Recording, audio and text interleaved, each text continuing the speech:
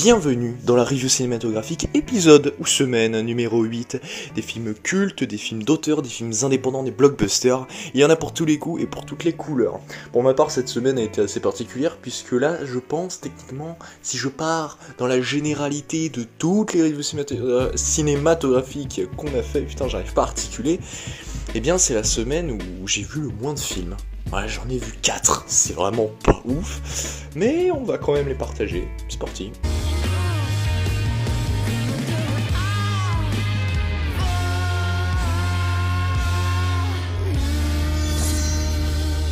Donc le premier film que j'ai vu cette semaine, c'est Machete de Robert Rodriguez. Alors c'est drôle parce que, tu vois, en ayant vu Planète Terreur, et bah avant que ce dernier se lance, il y a eu le trailer de Machete. Et à cette époque-là, l'époque où Planète Terreur est sorti, parce que oui, Planète Terreur est sorti avant Machete, eh bien Robert Rodriguez ne savait pas s'il allait faire un film sur Machete. En fait, tout simplement, c'était juste pour faire un trailer en plus, tu vois, style Grindhouse. Et c'est, fun fact, carrément la communauté qui a demandé à Robert Rodriguez de faire un film Machete. Et c'est ce qui au final a été fait. Et c'est une excellente idée. Parce que le film est génial. C'est Grindhouse à son plus haut point.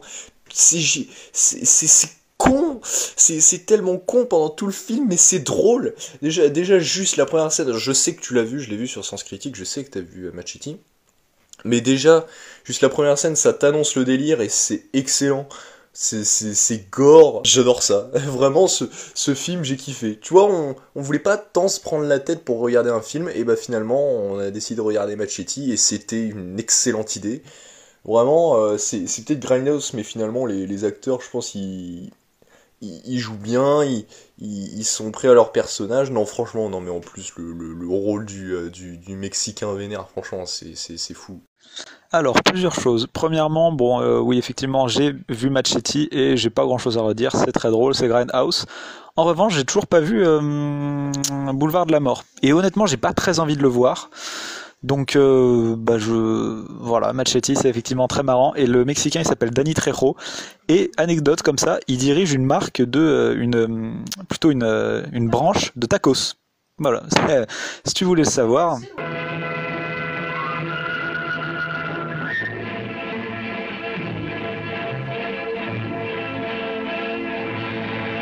Deuxième film du chapitre sur le cinéma japonais qu'on étudie actuellement en spé cinéma, Les Contes de la Lune Vague après la pluie de Kenji Mizoguchi. Le deuxième film donc après Rashomon que j'avais bien aimé. Et là, c'est un film que j'ai beaucoup plus apprécié.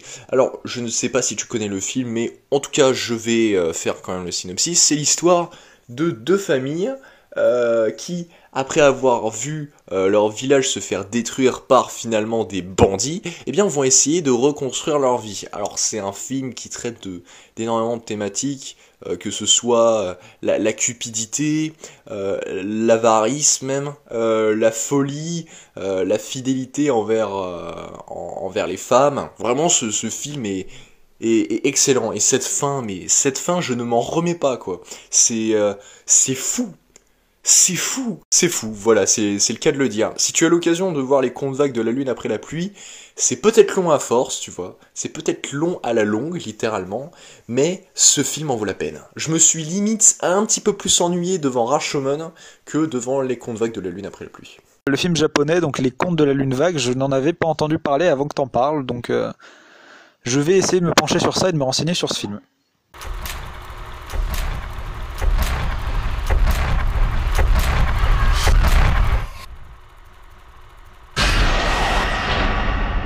Alors Sinister, c'est un film d'horreur que je voulais voir depuis longtemps. Et tu vois, j'ai été assez surpris de découvrir et de constater que il a été produit par Blumhouse. Blumhouse qui est une production qui produit des films d'horreur pour laisser la chance aux petits réals comme ça de faire leurs preuves. Récemment, il y a eu Nightmare Alley qui était pas très bon, mais il y a eu aussi Invisible Man que j'avais trouvé plutôt intéressant. Et donc du coup, j'en ai conclu que il y a un film sur 3 ou sur 4 produit par Blumhouse qui est cool, qui est finalement l'élu. Et bah Sinister, c'est ce film-là, sur 3 ou sur 4, qui est excellent.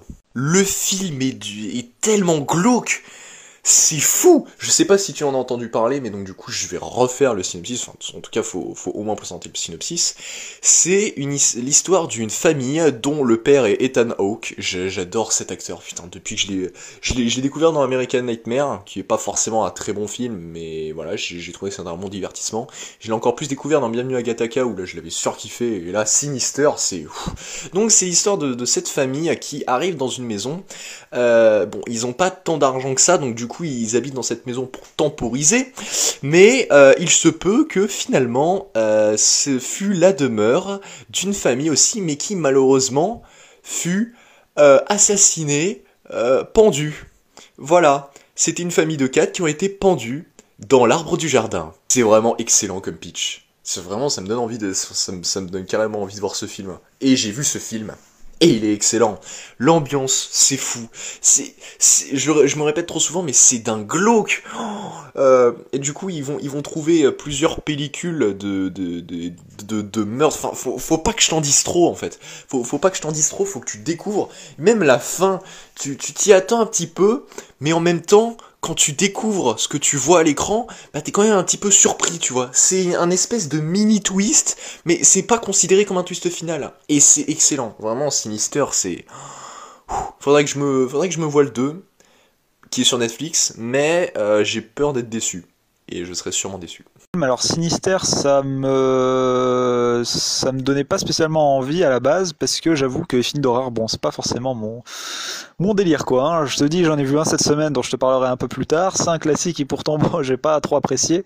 Mais du coup, si c'est bien, en plus j'aime plutôt bien Ethan Hawke, donc j'ai aussi vu Gattaca et Gattaca, oui, c'est très très bien, donc pourquoi pas tenter Sinister. C'est une idée formidable, chérie. J'avais oublié tes parents. C'était ce soir qui venait. En parlant de Netflix, à la base je voulais mater Sinister 2, mais à la base j'ai vu Mom and Dad, avec Nicolas Cage, et je me rappelle plus du nom de l'actrice féminine. Et je me suis dit, ça peut être cool, puisque autrefois j'avais vu la bande-annonce du film, et je me suis dit que ça pouvait être bien. Le film n'est pas bien. En termes de synopsis, alors... Il y a un espèce de truc, un espèce de virus, je sais pas si on peut appeler ça un virus, mais un espèce de virus qui viole littéralement le mental des parents, parce qu'en fait, le truc de base, la thématique de base, c'est que les parents, ils protègent, ils pourraient limite se tuer pour protéger leur gosse. Et c'est ça le parallèle, c'est que en fait, cette espèce de virus va niquer mentalement les parents pour que ces derniers attaquent leurs enfants, limite les tuent. Alors ça peut être cool, dit comme ça peut être cool, ça peut tourner en maman j'ai raté l'avion. Le pire c'est que pendant le film j'ai découvert que putain c'est assez gore parfois, c'est drôle parfois. Mais bordel, qu'est-ce que c'est mal écrit! Oh, la direction d'acteur, elle est dégueulasse, hein. Oh la vache! Bon, ok, ça met un petit peu de temps à se mettre en place.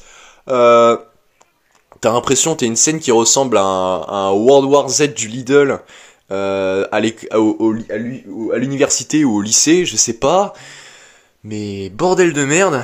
Quand j'ai pris du recul, là, mais vraiment 5 minutes après avoir lu le film, je me suis dit, putain, ce film est une merde, c'est fou. Cette fin, mais on peut même pas appeler ça une fin, puisque techniquement, ça ne se termine pas. Vraiment, je ne vois pas ce film. Franchement, Nicolas Cage, il était bankable à l'époque, mais bordel de merde, là, on est en train de le perdre, et c'est triste, parce que moi, j'aime bien cet acteur. C'est triste. Mom and Dad, bon bah je connaissais même pas ce film avant que t'en parles et visiblement je le ratais pas grand chose.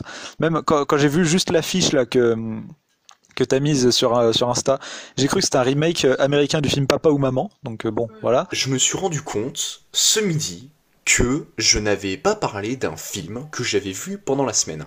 Je ne te dis pas le film que j'ai vu, ce sera à toi de le deviner. Un petit jeu comme ça fait plaisir. C'est un film dont et seulement toi a déjà parlé.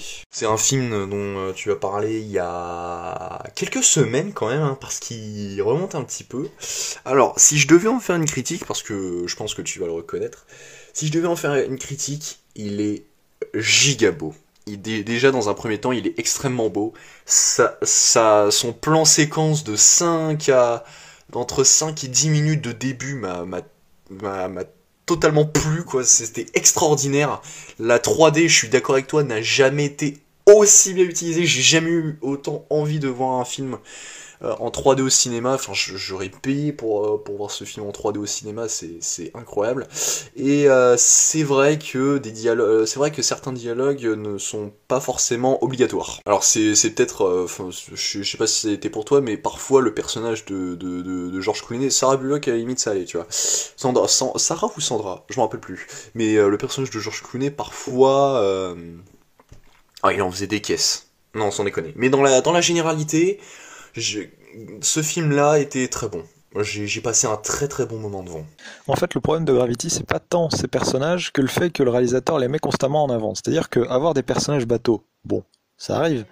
Mais le fait est que là, le but du film, c'est pas ces personnages. Du coup, pourquoi il insiste autant, notamment sur le personnage de Sandra Bullock, avec oui, elle a perdu sa fille. Ah oui, putain, en plus, elle a perdu sa fille puisqu'elle joue à Cher-Perché, elle est tombée sur la tête, elle est morte.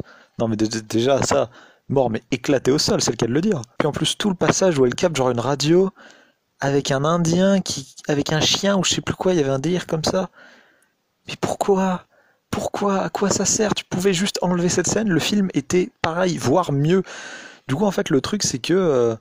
Enfin, ne mets pas de scénario à ce moment-là, fais juste une démo technique, puisque la démo technique est chouette, hein, mais le film vaut rien, quoi. À la base, cette scène de radio, je me suis dit oui, c'est ça le sujet, c'est pour ça qu'ils l'ont mis. C'était parce que en fait, Sandra Bullock, ça allait être sa dernière heure, sa dernière minute en vie. Donc du coup, c'est pour ça qu'ils ont laissé ce dernier message avec une vraie personne. Mais c'est vrai que ça sert à rien. Ça sert tellement à rien. Après, je pense qu'il y a une partie du scénario qui a peut-être été... bon, c'est de la pure hypothèse, hein, mais qui a peut-être été imposée par des producteurs qui se disaient que si Alfonso Cuarón rendait une copie purement... contemplative, sensorielle, démotechnique pure et dure, sans aucun scénario et avec des personnages mis au second voire au troisième plan, et ben ça passerait peut-être pas en salle et le grand public serait peut-être moins apte à aller le voir. Donc il y a peut-être un peu de ça, mais ouais, en tout cas pour moi c'est le gros problème du film qui s'encombre avec des personnages et un scénario dont il n'a pas besoin pour exister, étant donné que c'est pas pour ça qu'on regarde le film et c'est pas pour ça qu'il est quand même correct, puisque le Gravity est quand même un film relativement correct, hein, mais par sa technique, pas pour le reste, quoi. Après là, aussi c'est sans doute à cause du livre que je suis en train de lire qui traite un peu de ça, mais j'ai réfléchi sur un truc, c'est que les plans séquences seraient peut-être un peu, comment dire, peut-être un peu inutile dans le cinéma, pour l'immersion du cinéma. Parce que je veux dire, il y a certains réalisateurs, et même beaucoup de réalisateurs aujourd'hui, font un montage qui suit globalement l'action et qui retranscrivent l'action dans temporellement, d'un point de vue temporel parfaitement juste. C'est pas un Eisenstein qui va utiliser le montage pour faire passer un message. Là, ça va être un montage utilisé uniquement pour traiter d'un sujet temporellement linéaire. Du coup, étant donné que le montage tend dans la plupart des grosses productions actuelles à s'effacer, à juste faire suivre l'œil qu'emploie le réalisateur et ce qu'il veut montrer au spectateur, sans que le spectateur ait à faire plus d'efforts que ça. Et ben là, le plan séquence de Gravity n'a pas grand-chose d'intérêt, parce que pour moi, l'intérêt d'un plan séquence, c'est d'avoir, par exemple comme dans 1917, je sais pas si tu l'as vu, mais de la profondeur de champ, et que le spectateur soit peut-être plus apte à décoder et à s'impliquer dans une image, étant donné qu'il a à la décrypter lui-même, sans que le réalisateur ait à monter la scène et à lui montrer ce qu'il faut montrer. Alors que là, je trouve que le plan séquence en plus est bien fait, mais assez artificiel dans le sens où il n'y a pas de profondeur de champ, et tout ce qui doit toujours être montré au spectateur est toujours mis au premier plan. Du coup, en fait, c'est presque paradoxal, parce que ça fait une sorte de plan séquence, avec malgré tout une sorte de montage à l'intérieur, étant donné que tout est toujours mis en avant sans ce qui fait normalement le sel du plan séquence. Du coup, Gravity, quitte à regarder Gravity, autant regarder par exemple le 1917 qui pour le coup utilise beaucoup mieux le plan séquence, je trouve. Bon, du coup, après avoir fait un mini coup de gueule, c'est pas un coup de gueule aussi puissant que Death Note, mais c'en est un petit quand même, à toi maintenant de me présenter finalement les films que tu as vus durant la semaine. J'ai hâte de voir ce que tu vas me proposer. Ça tombe bien, parce que moi aussi cette semaine, c'est dingue, hein, les coïncidences, c'est la semaine où j'ai vu le moins de films. Alors je crois que j'en ai vu 5. Les Champs-Élysées? La peur. Avec Gene Seberg et Jean-Paul Belmondo. Alors, à moi, du coup, premièrement, le film que j'ai vu dans la semaine en premier, donc c'était tout de même lundi, c'est À bout de souffle de Jean-Luc Godard, que tu as vu, que tu avais présenté il y a quelques semaines, que tu n'avais pas aimé, et que moi, à contrario, pour une première découverte de Jean-Luc Godard, j'ai plutôt apprécié. L'histoire est assez faible, on va dire, mais je pense que c'est pas vraiment là-dessus qu'il faut se focaliser, étant donné que c'est plus sur la forme que Jean-Luc Godard va ici travailler, notamment d'un point de vue du montage, avec des raccords parfois assez bizarres, et surtout certaines interpellations du spectateur, certains passages qui vont briser le quatrième mur, avec Jean-Paul Belmondo qui va soit regarder le spectateur, soit directement lui parler, et qui en fait, Jean-Luc Godard ici essaye, je pense, de constamment rappeler au spectateur qu'il est face à un film, et ainsi rappeler l'artificialité de l'univers, de ses personnages, des relations qui relient justement ces fameux personnages les uns aux autres, et qui rejoint justement ces fameux raccords qui contribuent encore une fois, tout comme les interpellations du spectateur, contribuent à lui rappeler qu'il est face à un film, et constamment avoir une expérimentation et entretenir un lien assez bizarre, mais aussi assez recherché, assez travaillé, assez intelligent avec le spectateur. C'est-à-dire qu'il ne va pas y avoir une double énonciation, mais presque une simple énonciation dans ce cas-là, étant donné que les personnages du film sont conscients qu'ils sont pas une partie intégrante de la diégèse de À bout de souffle, le film. Donc je trouve cette expérimentation plutôt sympathique de mon côté. D'abord, À bout de souffle, je comprends que tu puisses aimer le film, parce que dans le fond, le film est cool, hein, je vais pas cracher dessus, loin de là. C'est un, je pense, des meilleurs Godard. Mais c'est plus les personnages que j'ai trouvé très relous, et que les dialogues étaient très longs et souvent sans intérêt. Et je suis d'accord avec toi au niveau du montage. Il y a une scène en particulier qui m'a marqué, je me suis dit ouais, il a fait ça comme montage, quoi. C'est un moment où je crois le personnage de Jean-Paul Belmondo amener la fille quelque part là en voiture, tu sais, de tatata, de joli tatata, de très beau tatata, et c'est ce montage un petit peu cuté, et cette scène, ça m'avait assez marqué par le montage. Donc je suis d'accord avec toi au niveau du montage, c'est vrai qu'on va dire que c'est assez innovant, si je puis dire, oui.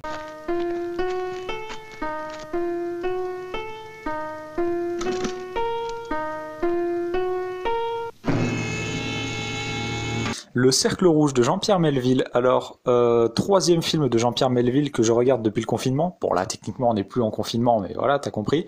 Après Le Deuxième Souffle et L'Armée des Ombres. Et je pense que c'est celui-là que j'ai préféré, au coude à coude avec L'Armée des Ombres. Parce que pour moi, vraiment, toutes les thématiques de Jean-Pierre Melville abordées jusque-là vont être comme condensées, synthétisées, voire poussées à leur paroxysme dans ce métrage, qui va traiter principalement de la perte des valeurs, de l'effondrement des valeurs communes, des relations qui pouvaient unir brigands et policiers, voire même les policiers entre eux et les brigands entre eux. Et ça va être un film donc sur un braquage de banque. Je sais pas si tu connais le pitch. En gros, c'est Alain Delon, Diane Maria Volonté et Yves Montand qui vont faire un braquage de banque, chacun ayant globalement des choses à prouver aux autres et à soi-même, un parcours personnel, etc., qui va les mener jusqu'à ce fameux braquage de banque. Et alors en termes de mise en scène, en termes de montage, on va être sur un style purement melvillien, on va dire, étant donné qu'il va y avoir des plans extrêmement longs. Le film va être extrêmement avare en dialogue, encore plus que dans les autres.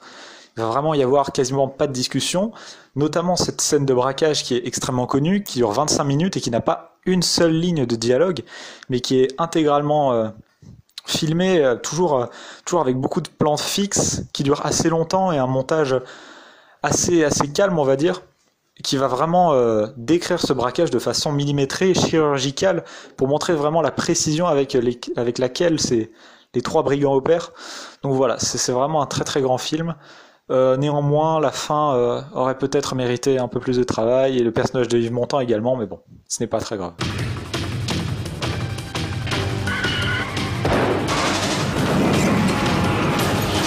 Christopher Walken, King of New York.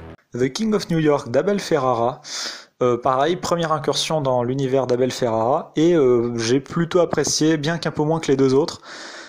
Ça va raconter donc l'histoire de Frank White, gangster interprété par Christopher Walken, que tu as sûrement déjà vu, tu l'as déjà vu dans Pulp Fiction, dans une très courte scène, où il explique que bon, le grand-père ou le père, je sais plus, de Bruce Willis avait mis sa montre dans son cul, enfin bref, c'est lui. Et ici, du coup, il va sortir de prison et va vouloir récolter de l'argent afin que l'hôpital de son quartier, qui est un quartier assez pauvre, ne ferme pas ses portes et puisse continuer d'accueillir des malades et des gens qui sont dans le besoin. Et alors, malgré cette trame assez classique, le film, en fait, est assez intéressant pour plusieurs raisons. Premièrement, pour le jeu avec le spectateur du point de vue des attentes. C'est-à-dire que là où Jean-Luc Godard joue avec le spectateur en lui rappelant constamment qu'il est devant un film, là, ça va pas être du tout ça, mais en gros, les attentes du spectateur, qu'il a développées parce que justement la trame de ce scénario est assez classique, vont être souvent assez malmenées, et ce qui va amener à notamment 2-3 passages qui sont vraiment inattendus, parce que justement, nos attentes vont être totalement prises à contre-pied par des réactions de personnages qui sont logiques dans l'univers, c'est pas du tout ça le problème, mais que dans ce genre de film, on n'aurait pas forcément l'habitude de voir. Et là-dessus, Abel Ferrara, il est assez intelligent pour jouer avec les attentes des spectateurs. Ce qui va aussi être intéressant, c'est qu'il va pas juste prendre le point de vue des policiers, ni celui des gangsters, mais il va vraiment s'intéresser aux deux camps, et il va pas mettre l'un ou l'autre surélevé par rapport à l'autre, il va pas donner raison à l'un ou à l'autre, il va vraiment voir que les deux ont leur point fort, leur point faible, et que les deux sont finalement gangrénés par une sorte de mal commun, une sorte de cercle vicieux qui s'alimente tout seul et qui mène du côté leurs policiers et surtout les brigands à la même perte. Voilà. Parce que finalement, le film se termine pas très bien, même pas bien du tout, que ce soit pour le camp des gangsters que pour le camp des policiers, quoi. En plus de ça, on va avoir plusieurs scènes d'action qui vont être filmées, assez bien filmées, bien qu'avec un montage assez épileptique et assez étrange, qui va vraiment rendre l'action assez confuse et pas forcément ni impressionnante, ni très agréable à regarder, donc c'est un peu dommage de ce point de vue-là. Et sinon, à part ça, en termes de mise en scène, c'est assez propre, pas d'écart, il n'y a rien qui dépasse. Donc The King of New York, c'est assez sympa, si t'as l'occasion de le voir également.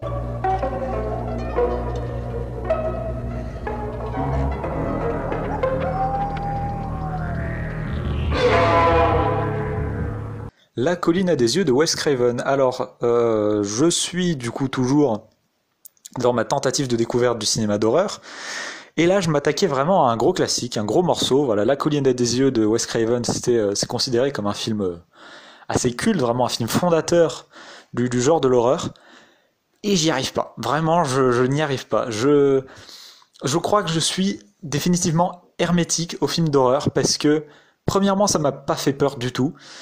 Deuxièmement, je trouve les enjeux et les personnages absolument artificiels, mais vraiment, ça va être un cliché absolu, mais qui va pas marcher, qui en plus de ça va être très mal joué, quoi. En termes de mise en scène, de montage, ça va être extrêmement pauvre. Le montage va parfois être complètement à l'ouest, quoi, en faisant des scènes qui temporellement n'ont plus aucun sens, qui sont totalement dénaturées par un montage totalement aux fraises, quoi. Et la mise en scène va être extrêmement plate, va jamais essayer de jouer sur les peurs du spectateur, va jamais créer une angoisse, une tension, une ambiance. Non, ça va juste être du démonstratif, et finalement on va être aussi bien du camp des psychopathes que du camp de ceux qui veulent leur échapper, ce qui au final va anéantir toute forme de peur, toute forme d'angoisse, étant donné que on sait que les personnages, il peut pas leur arriver grand chose, étant donné qu'on a vu que au préalable, la famille faisait exactement l'inverse de ce qu'il fallait faire, quoi. En plus de ça, il n'y a aucune explication, il n'y a aucune remise en contexte. La famille de psychopathes, on sait absolument pas pourquoi elle est comme ça. Les héros débarquent sur un complexe de largage de bombes nucléaires avec aucune barrière, aucune indication. Voilà, c'est-à-dire que n'importe qui peut y aller et se prendre une bombe nucléaire sur la tête. Bon, voilà, c'est comme ça. Donc non, La colline des yeux, c'est pas terrible, quoi. C'est vraiment pas fou. Alors La colline à des yeux, bien évidemment, c'est sur ma liste, hein. Bien évidemment, c'est un film que je dois voir. Le seul Wes Craven que j'ai vu, c'est Scream, pour le moment. Et ok, tu l'as peut-être pas trouvé ouf. Après, c'est pas un film horreur, tu vois, tu comprends.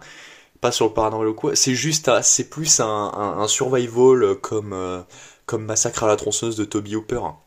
Et puis après, avoir quand même le remake de Alexandre Aja. À voir, à voir.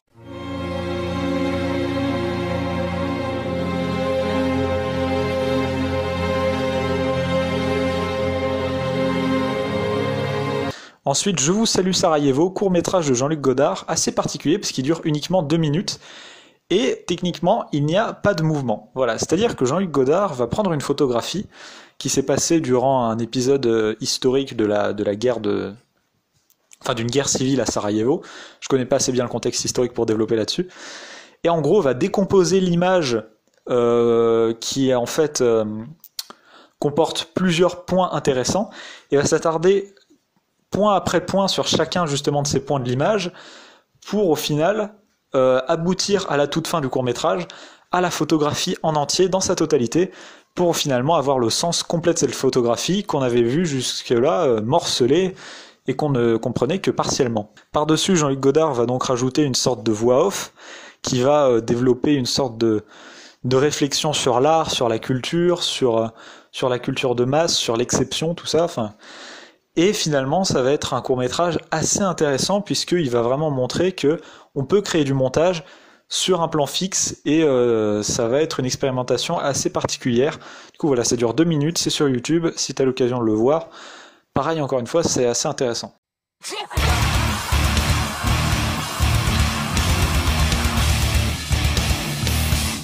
Et enfin, dernier court-métrage que j'avais pas prévu de voir du tout, mais je l'ai découvert sur Shadows hier, du coup je me suis dit, bon, c'est l'occasion. Junior de Julia Ducournau, réalisatrice de Grave que je n'ai toujours pas vu. Et du coup je me suis dit, bah autant regarder Junior, comme ça, bon, ça annoncera sûrement les prémices de Grave.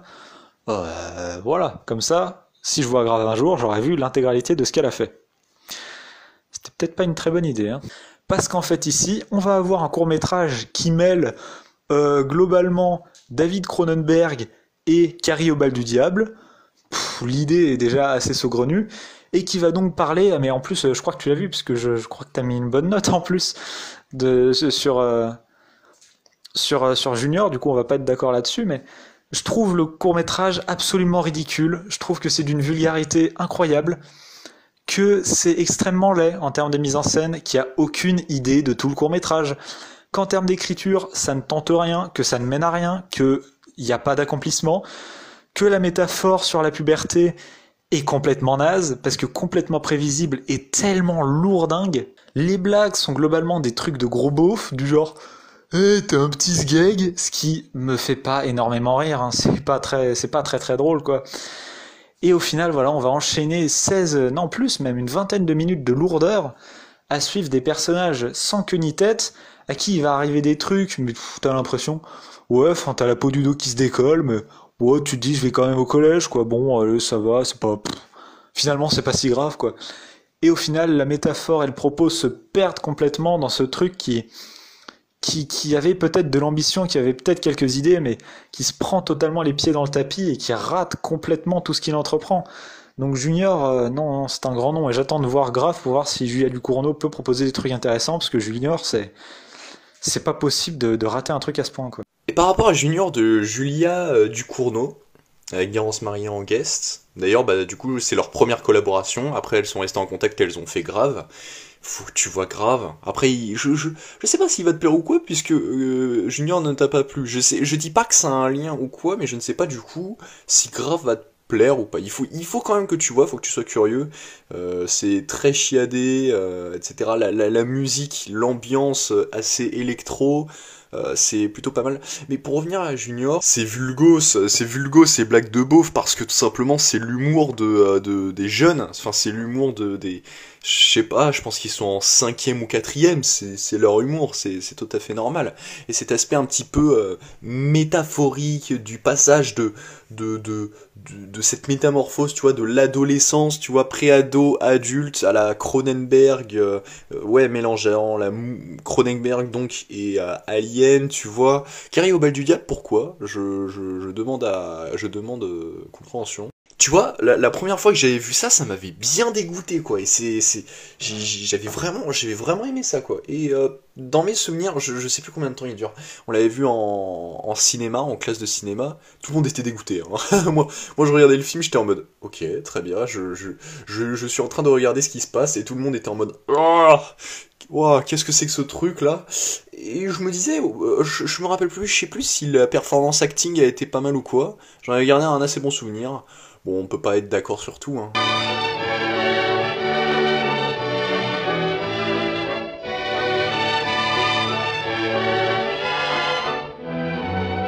Je viens de me rendre compte que j'ai fini mes audios et j'ai tout simplement oublié un film, donc bon, je le rattrape dès maintenant, La Ronde de Max Ophuls, qui est donc une adaptation d'une pièce de théâtre. Et alors j'ai pris beaucoup de temps à me décider sur ce film.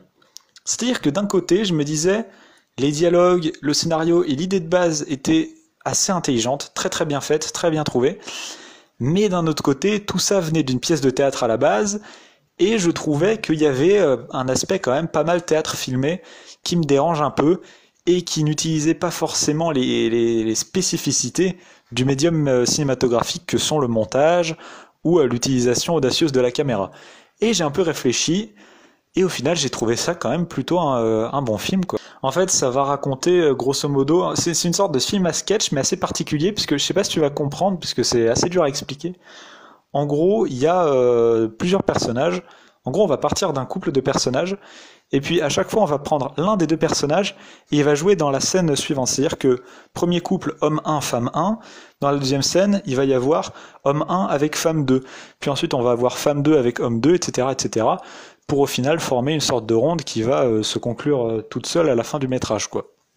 Ça va faire une sorte de boucle qui va se terminer à la fin. Et du coup, cette idée peut-être un peu hypocrite et un peu mensongère de l'amour, qui va donc, puisque aucun des personnages n'est vraiment fidèle, quelle que soit sa classe sociale, quel que soit son métier et tout ça, ça va donner un film assez pessimiste, mais aussi assez drôle, parce qu'il y a certains moments qui vont vraiment être... ça va être du comique, je sais pas si ça existe ce mot, mais un comique de gêne en quelque sorte, qui va vraiment se baser sur les réactions assez spéciales qu'ont les protagonistes entre eux. Et finalement, il y a l'aspect théâtre filmé est justement dépassé parce que Max Ophuls va tenter des mouvements de caméra, notamment un tout premier plan séquence au tout début du film qui est très intéressant, très intelligent, avec un personnage qui va s'adresser au spectateur pour lui rappeler qui est devant un film, les émotions et les réflexions que peuvent apporter le cinéma, tout ça. Donc La Ronde de Max Ophuls, c'est plutôt un bon film qui arrive à s'émanciper quand même de cet aspect théâtre filmé au fur et à mesure qu'il avance, donc c'est plutôt bien, malgré le fait que le concept se répète au bout d'un moment dans le film, et qu'on a vite compris comment le film allait tourner, et comment il allait être construit scénaristiquement, et que ça n'enlève en rien que l'idée de base est intéressante, mais qu'elle en devient assez répétitive, et que finalement on aurait pu enlever quelques variations et quelques couples dans l'histoire, ça aurait pas changé énormément de choses, mais ça n'enlève pas la qualité. C'est un défaut assez mineur du film quand même, qui n'empêche pas qu'il soit très appréciable. Et c'est ainsi que cet épisode de la review cinématographique de la semaine se termine ici. Merci encore d'avoir suivi jusque-là, ça le fait extrêmement plaisir. N'oubliez pas que mardi prochain, il y a une nouvelle vidéo, peut-être une nouvelle review cinématographique, et ce sera l'épisode 9. Et là mon gars, je peux vous assurer qu'il y aura du gros contenu en termes de films visionnés. Comme vous le savez, l'entièreté de la review cinématographique se déroule sur Instagram, donc je vous donne dès à présent nos Instagram. Pour ma part, c'est polo-raxor, POLO-rax 0R. Et pour mon ami Louis, je le remercie encore et je le remercierai toujours de participer dans cette review dans ces reviews plutôt cinématographiques. Cela fait extrêmement plaisir. Pour lui, son Instagram c'est Louis-Perquin, LOUIS-PERQUIN. Merci encore d'avoir regardé la vidéo, cela fait extrêmement plaisir. Rendez-vous mardi prochain pour une prochaine vidéo, peut-être une nouvelle review cinématographique. Et sur ce, moi je vous dis bye tout le monde.